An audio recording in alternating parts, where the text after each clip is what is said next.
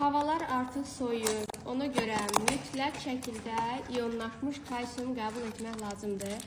Özüm üçün yeni bir paçkanı açırdım. Elə dedim sizlər üçün də bir video çəkim.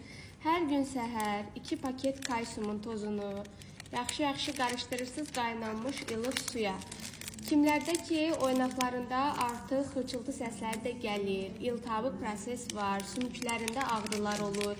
2 addım yol gedəndə dizində ağrıları və belində də ağrıları varsa, mütləq şəkildə bu iyonlaşmış kalsiumla yanaşı kardisepsi də qəbul edirsiniz.